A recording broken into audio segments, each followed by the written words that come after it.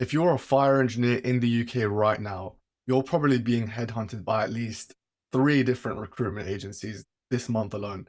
And yet, you're still not entirely sure if moving jobs is the right call.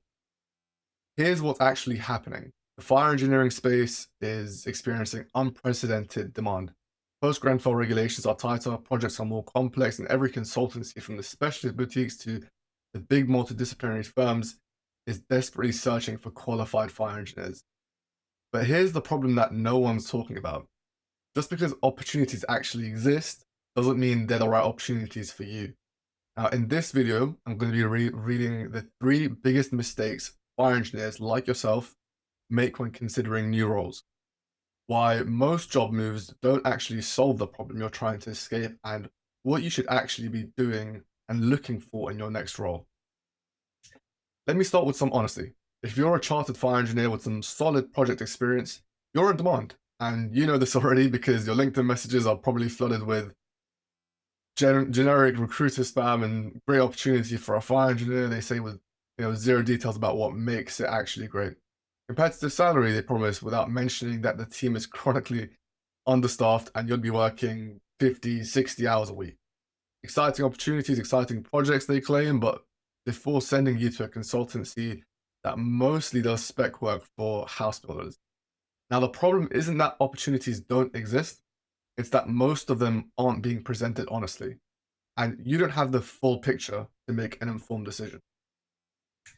So, mistake number one that fire engineers make is chasing salary increases without considering the full package. Now, don't get me wrong, getting paid what you're worth matters.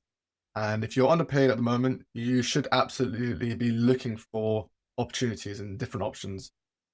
But I've watched brilliant engineers take 10K less salary bumps only to end up in a situation that makes them miserable. And here's what actually happens. You move for the money, but the new consultancy is understaffed. You're immediately thrown in multiple complex projects with inadequate support. The exciting high-rise work they promised turns out to be you firefighting design issues because the team is too stretched out to do things properly. So 6 months later, you're working evenings and weekends trying to keep up. You've got no time for professional development. You're already looking at LinkedIn again because the extra money isn't worth the stress. The real question isn't what will they pay me? It's what will my day-to-day actually look like? Now, mistake number two, ignoring company culture and team dynamics. I've specialized in fire engineering recruitment long enough to know this. The technical work is rarely the problem. You can do fire strategy, you can run CFD modeling, you can coordinate with architects and building control. What makes or breaks your experience is the people you work with and the culture you work within. Is it a consultancy where senior engineers actually are mentoring juniors, or are you expected to figure everything out yourself? Is technical excellence valued, or is it all about getting drawings out the door as quickly as possible? When projects get complex, does the team collaborate to solve the problem, or does everyone just point fingers and say that person's at fault, that person's at fault? I've seen engineers leave great technical positions because the culture was toxic, and I've seen engineers turn down higher paying offers to stay somewhere where they genuinely enjoy working. But here's the issue. You can't assess culture from a job description, can't determine team dynamics from a single interview, and most recruitment processes aren't designed to give you this information. Mistake number three, moving jobs reactively rather than strategically. Here's what I see constantly. You're frustrated with something at your current role. Maybe you're underpaid. Maybe you're getting interesting projects. Maybe your career progression has stalled. A recruiter messages you about a job. It sounds better than what you have right now. You interview, they offer you an offer, and you accept. But here's what you haven't done. Figure out what you actually want from your career in fire engineering. Do you want to become a technical specialist going deep into performance-based design and complex projects, or do you want to move into more commercial roles, eventually leading teams or running projects? Do you want to work on landmark buildings and challenging designs, or do you prefer steady, varied work across different sectors? Now, do you want to be at a specialist fire consultancy where everyone speaks your language, or would you thrive in a multidisciplinary environment where you're the fire expert among a broader engineering team?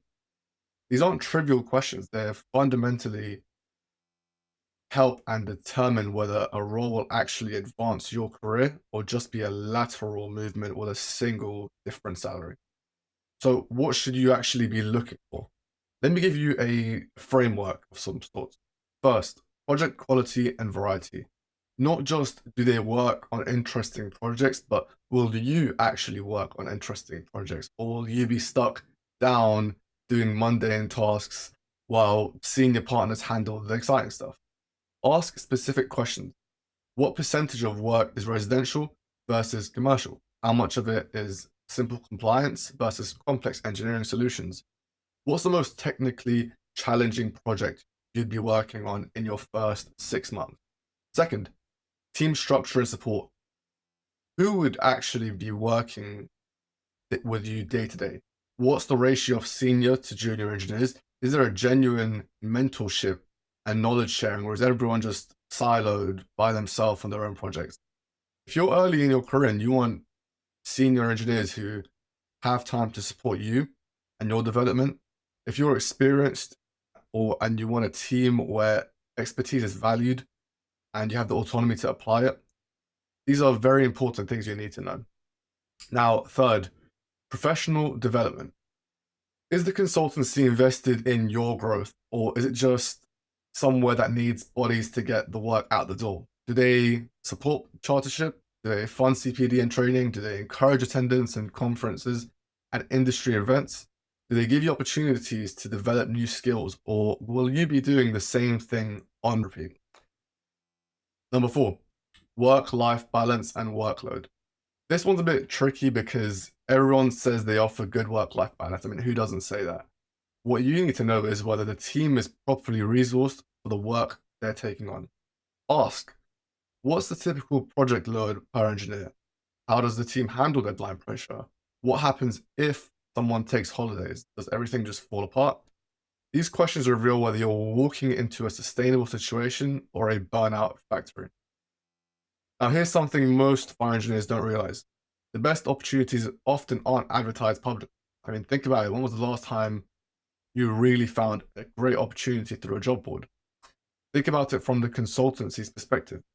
When they need a senior fire engineer for a critical role, do they want to post it on every job board and deal with hundreds of unsuitable candidates and applications?